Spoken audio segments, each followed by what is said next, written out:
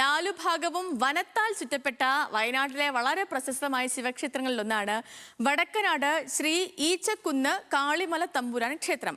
വടക്കനാടെന്ന മനോഹരമായ ഗ്രാമത്തിന്റെ ചരിത്രത്തോട് ചേർന്ന് നിൽക്കുന്ന ക്ഷേത്രം കൂടിയാണ് കേട്ടോ ഇത്. അപ്പോൾ വടക്കനാട് ക്ഷേത്രത്തിലെ വിശേഷങ്ങളാണ് നമ്മുടെ ഇന്നത്തെ ദൈവമേ കേട്ടുറാമി.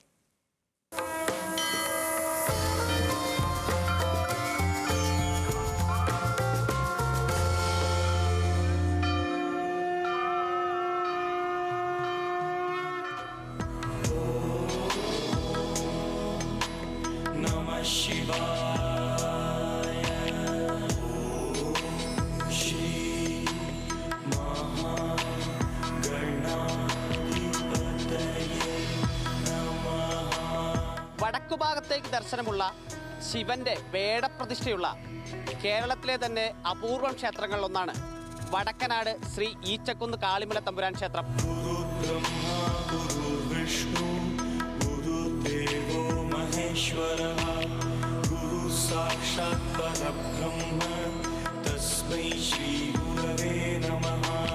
അർജുനന്റെ അഹങ്കാരം ശമിപ്പിക്കാൻ ശിവൻ കാട്ടാളവേഷം കെട്ടി അർജുനൻ മുൻപിലെത്തി.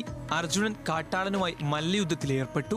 കാട്ടാളനുമായുള്ള യുദ്ധത്തിൽ തന്റെ ശക്തി ക്ഷയിക്കുന്നു എന്ന് മനസ്സിലാക്കിയ അർജുനൻ ഒടുവിൽ മണ്ണുകൊണ്ട് ശിവലിംഗമുണ്ടാക്കി പുഷ്പങ്ങൾ അർപ്പിച്ചു.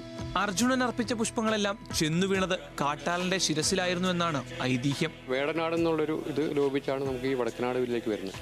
വേടനാട് എന്ന് പറയുമ്പോൾ നമുക്കത് ഏകദേശം ഒരു മഹാഭാരത കഥയോളം പഴക്കമുണ്ട്.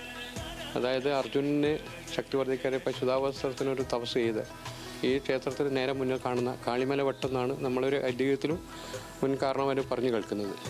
അതിൻ്റെ ഭാഗമായിട്ട് വന്ന വേടരൂപത്തിൽ വന്ന ശിവനാണ് അവിടുന്ന് ഈ അർജുനന് അസ്ത്രം കൊടുക്കുന്നു എന്നാണ് നമ്മൾ പുരാണങ്ങളിലും പറയുന്നു, നമ്മുടെ കാരണവരും പറഞ്ഞു കേൾക്കുന്നത്. അതിൻ്റെ ഒരു മകുടമായ ഉദാഹരണമാണ്. ഇന്നും ആ മലയിലേക്ക് നോക്കിയാണ് ഈ ദേവൻ്റെ ദർശനമുള്ളത്.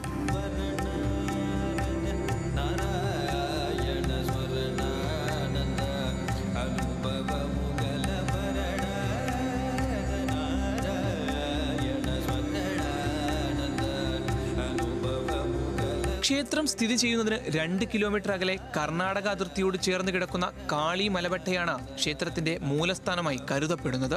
പിന്നീട് ക്ഷേത്രം വടക്കനാട് ഇച്ചക്കുന്നിലേക്ക് മാറ്റി സ്ഥാപിക്കുകയായിരുന്നു. വടക്കുഭാഗത്തേക്ക് ദർശനമുള്ള വേടപ്രതിഷ്ഠയിൽ നിന്നാണ് പ്രദേശത്തിന് വടക്കനാട് എന്ന നാമം ലഭിക്കുന്നത്. പണ്ട് കോട്ടയം രാജാവ് ക്ഷേത്രം സന്ദർശിക്കുകയും തന്റെ പൊൻവള ക്ഷേത്ര പുനരുദ്ധാരണത്തിനായി ഊരി നൽകിയതായും പഴമക്കാർ പറയുന്നു. ഭഗവാൻ ഇഷ്ടമുള്ള കുന്ന് ഈച്ചക്കുന്ന് ആയതാണ്. ഇച്ചക്കുന്ന് എന്നുള്ള കുന്നാണ് ഇന്ന് ഈച്ചക്കുന്നായത്. അപ്പോൾ അദ്ദേഹത്തിന് ഇഷ്ടമുള്ള എനിക്ക് എൻ്റെ ഭക്തരെ കാണാം, വലതുവശത്തേക്കും മുൻപോട്ടും ഇടതുവശത്തും എല്ലാവരും ഭക്തരെ കാണാൻ വേണ്ടിയിട്ടുള്ള എനിക്കൊരു ഇരിപ്പിടം ഇവിടെ മതി എന്നുള്ള അദ്ദേഹത്തിന് ഇഷ്ടപ്രകാരമാണ് ഇന്ന് ഇവിടെ ഈ ഭഗവാന്റെ പ്രതിഷ്ഠ നൽകിയതെന്നാണ് പഴമക്കാർ പറയുന്നത്. കൂടാതെ നമ്മുടെ കോട്ടയം തമ്പുരാൻ ഇതുവഴി വന്നപ്പോൾ ഇവിടുത്തെ ശോചനീയാവസ്ഥ കണ്ടിട്ട് അദ്ദേഹത്തിൻ്റെ ഒരു പൊൻവള ഈ അമ്പലത്തിലേക്ക് ഊരി നൽകിയിട്ടുണ്ടായിരുന്നു. അത് കുറേ കാലം ഇവിടെ ഉണ്ടായിരുന്നു. അപ്പോൾ അമ്പലത്തിൻ്റെ നിർമ്മാണ പ്രവർത്തനങ്ങളൊക്കെ അത് നമ്മൾ ചെലവഴിച്ചു കഴിഞ്ഞു.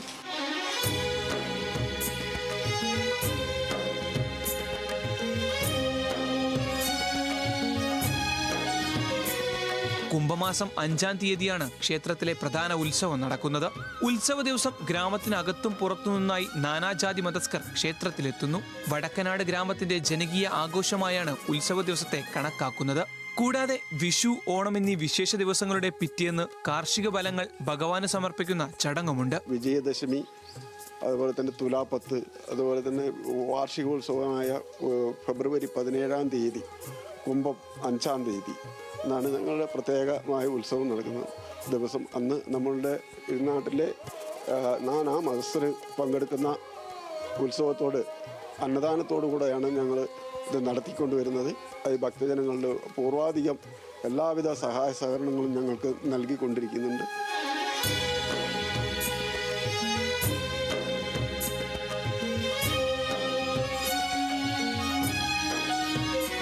ആദ്യകാലങ്ങളിൽ ഗൗഡ വിഭാഗത്തിലുള്ള ആളുകളാണ് ക്ഷേത്രകാര്യങ്ങൾ കൈകാര്യം ചെയ്തിരുന്നത്. പിന്നീട് ഗൗഡ വിഭാഗം ക്ഷേത്ര ചുമതലകൾ പ്രദേശത്തുള്ള ചെട്ടി വിഭാഗമായ വയനാടൻ ചെട്ടി സമുദായത്തിന് കൈമാറുകയായിരുന്നു. പ്രദേശത്തെ ഗോത്രവർഗ്ഗങ്ങളായ പണിയ, കാട്ടുനായ്ക്ക വിഭാഗങ്ങൾക്ക് ഏറ്റവും പ്രധാനപ്പെട്ട ക്ഷേത്രം കൂടിയാണ് വടക്കനാട് ക്ഷേത്രം.